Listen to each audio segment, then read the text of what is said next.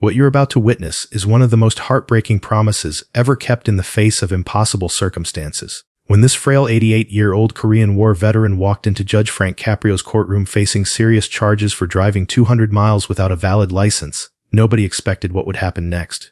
The courtroom, usually a place of small infractions, parking tickets and traffic fines, was about to become the stage for one of the most moving moments of human devotion ever captured. What began as a simple case of unlawful driving would end as a lesson on love, loyalty, and promises that death itself cannot silence. It was a cold Monday morning in early November in Providence, Rhode Island. Outside, the air was biting, the kind that carried the faint scent of snow yet to come. The city's morning hum filled the streets, buses rumbling, coffee shops steaming, and the courthouse clock chiming softly over the sound of tires on wet pavement. Inside the Providence Municipal Court, the day was proceeding as usual.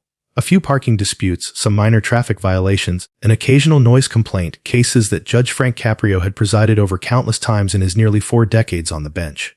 But then, just as the clock neared 9:30 a.m., the heavy wooden doors at the back of the courtroom opened slowly. Conversations hushed, the sound of footsteps echoed softly on the tile floor. Into the room walked an elderly man, thin, slow-moving but upright, as if years of military discipline still lived in the lines of his frame. He was dressed neatly, almost formally, though his clothes were simple and worn. A well-pressed shirt that had been mended at the cuffs, slacks that hung loosely on his frame, and a jacket that had clearly seen years of use. But what stood out most was the baseball cap he wore, dark navy blue, with golden embroidery that read, Korean War Veteran. The man's name was Walter William Harrison, and he walked with the cautious, deliberate steps of someone who had learned to move through pain and frailty with quiet determination. In his right hand, he carried a wooden cane, its handle worn smooth by years of use, perhaps even decades. His face was lined deeply with age, but his posture held an unmistakable dignity. Even in weakness, he carried himself like a soldier, someone who once knew what it meant to stand straight under fire. But it wasn't his clothes or his posture that caught everyone's attention. It was his eyes. They held something rare, a mixture of strength and sorrow, of defiance and peace. It was the look of a man who knew he was in trouble, but had no regrets about what brought him there. Walter's name was called, and he stepped carefully toward the defendant's stand. The bailiff offered an arm, but Walter politely shook his head, choosing to walk those few steps alone. Judge Caprio, seated behind his bench, glanced down at the papers in front of him. He had read the case file briefly earlier that morning, but at the time, it had looked like nothing out of the ordinary, an elderly man charged with driving with a suspended license. But the moment he looked up and saw Walter, he sensed immediately that this was not going to be an ordinary case. "Good morning, sir," the judge said kindly, adjusting his glasses. "You are Mr. Walter William Harrison, correct?" The old man nodded, resting both hands on his cane. "Yes, Your Honor, that's me. Walter Harrison, 88 years old, Korean War veteran." His voice trembled slightly from age but carried a quiet strength, the kind that made everyone in the room lean in to hear. Judge Caprio nodded slowly, recognizing the respectful tone and the weight behind those words. "Mr. Harrison, you're charged with 4 counts of driving with a medically suspended license. The records indicate that you've been stopped 4 times in the past 3 years, all on Sunday mornings, all along Interstate 95. Your license was suspended because of vision problems. Is that correct?" "Yes, Your Honor," Walter said softly, his gaze steady. "That's correct. Do you understand the seriousness of these charges?" the judge asked. "Driving without a valid license, especially after medical suspension, can be dangerous, not just for you but for others on the road." Walter nodded again, his expression calm and unflinching. "Yes, Your Honor, I understand. I know I shouldn't be driving. The doctors told me my eyesight's not safe anymore. The DMV took my license away about 6 months ago. But," he paused, his voice faltering for a moment, "but I had to drive." Judge Caprio put down his pen and leaned forward slightly. He recognized the tone, the hesitation before someone reveals something that comes straight from the heart. "Mr. Harrison," he said gently, "if you knew it was against the law, if you knew it was unsafe, why did you keep driving? Especially 200 miles. Where were you going?" The courtroom had grown utterly silent. Even the sound of the clerk's typing had stopped. All eyes were fixed on the frail old man at the stand. Walter took a slow breath, as if gathering the strength to speak. His hand tightened around his cane, and his voice grew heavy, filled with emotion. "Your Honor, I've been driving to Springdale Cemetery. It's in Massachusetts, about 103 miles from my home. I go there every Sunday morning." He swallowed hard. "That's where my wife is buried." The words hung in the air like a prayer. A few people in the gallery lowered their heads. The courtroom had heard stories of hardship before, but there was something in the way Walter said it softly, reverently, that stopped everyone's breath. Judge Caprio blinked, his expression softening immediately. "You've been driving every Sunday for the past 3 years to visit your wife's grave." Walter nodded, tears beginning to gather in the corners of his eyes. Yes, Your Honor. Every Sunday, without fail. Before my Rose passed, she made me promise her something. She made me promise that I would visit her every single Sunday, no matter what. No matter how far, no matter the weather, no matter what happened to me. She said, Walter, promise me you'll never let a Sunday go by without coming to see me.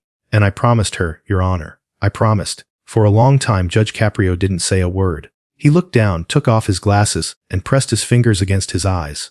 Around the courtroom, there was not a sound. Even the officers standing at the back of the room looked visibly moved. When the judge finally spoke again, his voice was softer. Mr. Harrison, he said, why Massachusetts? Couldn't your wife have been buried closer to your home in Rhode Island?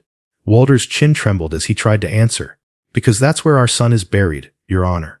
Daniel, he was a Marine, killed in Vietnam in 1968. He was just 22. The old man paused to steady his breath. Rose wanted to be buried next to him. She said she'd waited 25 years to be with him again. When she got sick, she told me that's all she wanted, to be next to our boy. So when she passed, we buried her at Springdale, right beside Danny. The words seemed to weigh in the air like stones. Judge Caprio bowed his head, deeply affected. And you've been driving there every Sunday since she passed? Yes, Your Honor, Walter said, tears streaming freely now. For 3 years. I drive up early in the morning, I bring flowers, I sit and talk to them both for a while, then I come home. It takes me most of the day, but it's worth it. It's the only time I feel close to them. The judge's voice trembled slightly. Mr. Harrison, do you have any other family who can help you?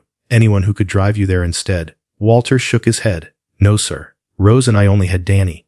After he died, we couldn't have any more children. My parents are gone. Rose's too. All our brothers and sisters, they've all passed. I'm the only one left. He paused, his voice growing quieter. So I go every Sunday because they're all I have left now. For a long moment, no one moved. The courtroom was silent except for the quiet sound of Walter's breathing and the faint hum of the lights above. What stood before the court was not a criminal, not a reckless driver, but an old soldier who had lost everything and was holding on to the last thread that connected him to his family. A promise. Judge Caprio took off his glasses again and stood up from his chair. The courtroom staff looked surprised. In nearly 4 decades, few had ever seen him react this way. Mr. Harrison, he said softly, please remain where you are. I'm going to take a short recess. He turned to the bailiff. Adjourn court for 20 minutes. Whispers filled the room as the judge disappeared into his chambers. Walter stood there, unsure what to do, his hands resting on his cane, eyes lowered. For 20 minutes, the room buzzed with quiet speculation. People spoke in hushed tones, guessing what the judge might be doing, but no one really knew. All they could feel was the heaviness of the moment, the sense that something sacred had just been spoken aloud. When Judge Caprio returned, his face was red around the eyes, and his voice was thick when he spoke. He walked back to his seat slowly and looked directly at Walter. Mr. Harrison, he said, I've made several phone calls during this recess. I've spoken with the Department of Veterans Affairs, with the Massachusetts Veterans Cemetery, and with several organizations that work with veterans here in Rhode Island. I've made some arrangements. Walter looked up, confused but listening.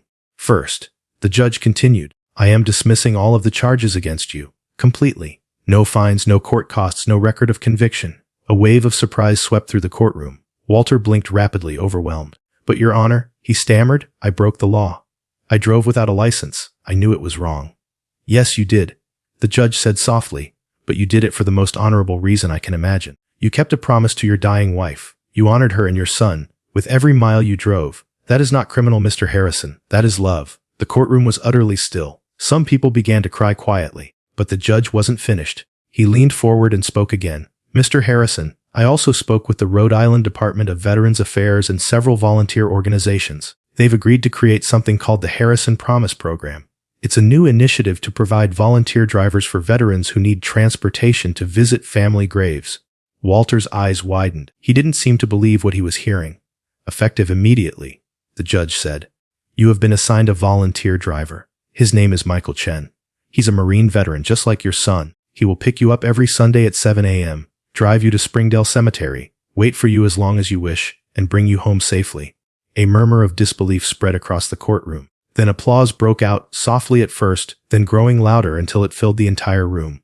Walter brought a trembling hand to his face. Tears rolled freely down his cheeks. He tried to speak but couldn't. The judge stood and walked around his bench, something he almost never did. He approached the old man slowly and placed a hand on his shoulder. Mr. Harrison, he said quietly, you served this country in Korea. You lost your son in Vietnam. You spent 52 years with a woman who was your whole world. The least we can do is make sure you can visit them safely and with dignity." Then the judge added one more thing, something that would etch this moment forever in the hearts of everyone who witnessed it. "I spoke to the superintendent of Springdale Cemetery," he said softly. "They're placing a bench next to your wife's and son's graves.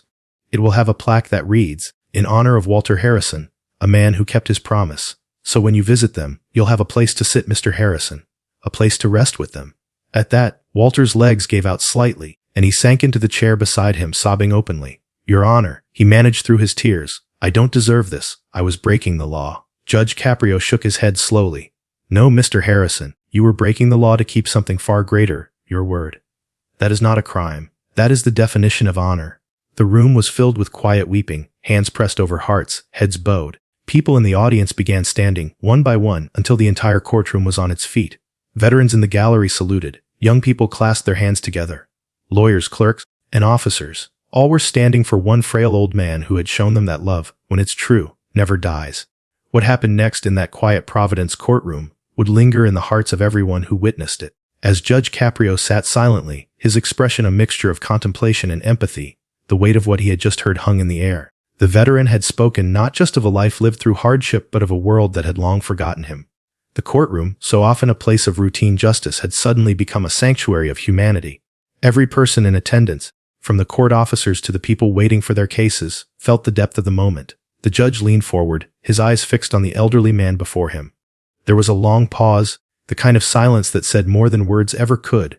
He wasn't just looking at a defendant, he was looking at a man who had once worn his nation's uniform, who had seen friends die in a foreign land, who had come home to a country that promised opportunity but delivered indifference. This wasn't just a case of trespassing, it was a case of survival. It was about how a man who once stood for something greater had been reduced to standing before a court for the simple act of seeking shelter. "Sir," Judge Caprio finally said softly, his voice carrying the calm authority that had made him beloved across generations. "You said you fought in the Korean War." The old man nodded. "Yes, Your Honor, 1951. I was 19. His voice cracked slightly, the words trembling under the weight of decades. "You were 19, the judge repeated quietly. 19 years old, halfway around the world, fighting in one of the toughest wars in history. And now, 72 years later, you're here in front of me for sleeping behind a grocery store." There was a gentle sadness in his tone, one that carried more power than anger ever could. The courtroom was completely still. Even the ticking of the clock on the wall seemed to have stopped. The veteran's hand shook slightly as he tried to steady himself on the wooden table. "I wasn't trying to cause trouble, Your Honor," he said, barely above a whisper. "I just needed somewhere dry. It rained that night, and I didn't want to die wet." Those words, "I didn't want to die wet," cut through everyone like a blade. They revealed something deeper than poverty or trespassing. They revealed fear, loneliness, and exhaustion. It wasn't just about a man breaking the law. It was about a man breaking under the weight of being forgotten. Judge Caprio took a slow breath, his eyes softening. "You know," he said, "I've been sitting on this bench for a long time. I've seen just about everything you can imagine. But I have to tell you, this is one of those moments that reminds me why we need more compassion in the world." He leaned back, glancing briefly at the clerk, then back to the veteran.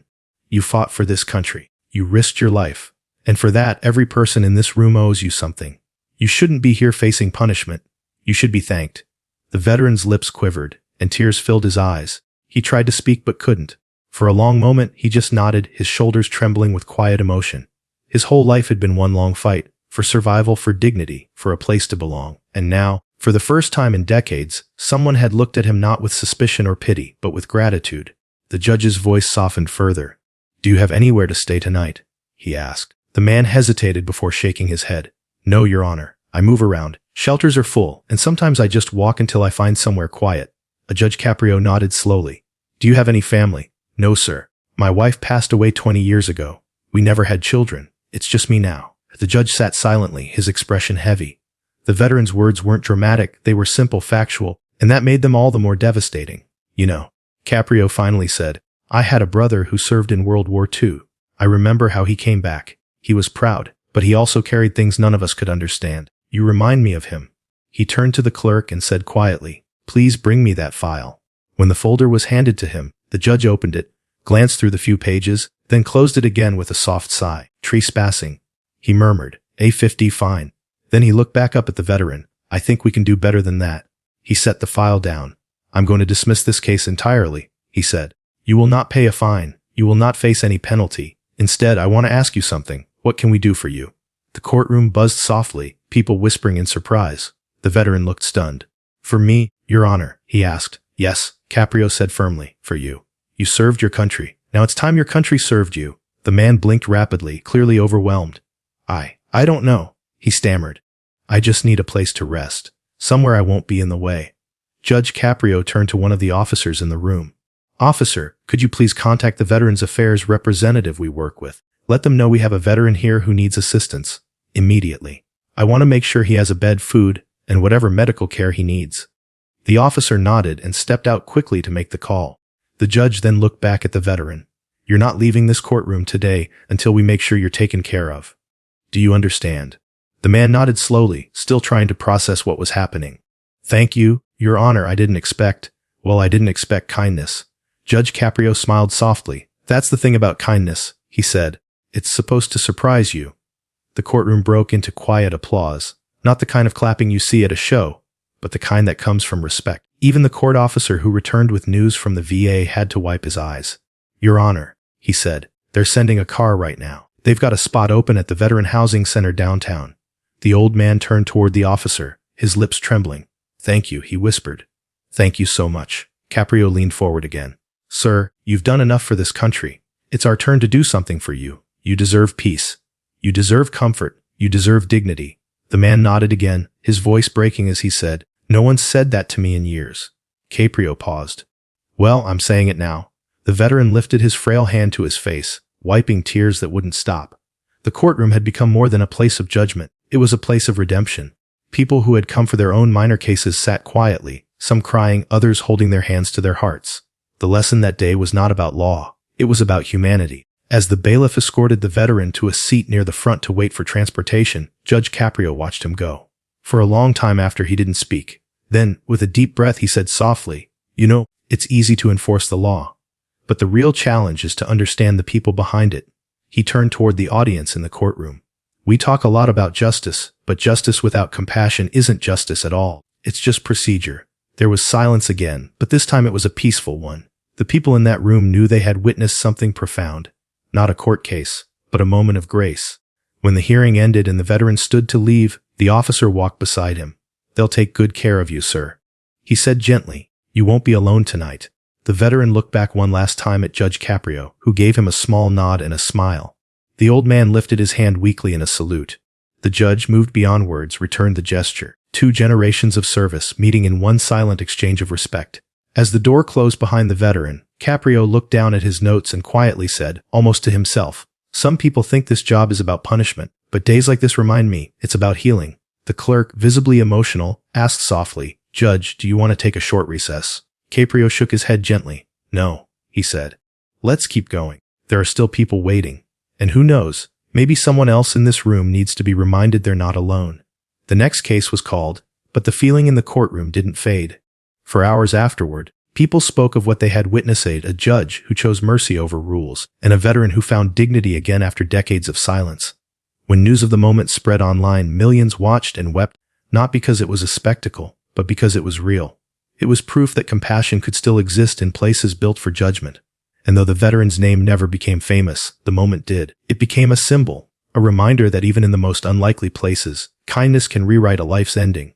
For that old soldier, the world had seen him again, and perhaps, for the first time in a long time, he finally felt seen. When asked later why he dismissed the case, Judge Caprio simply said, Because sometimes the law has to make room for love.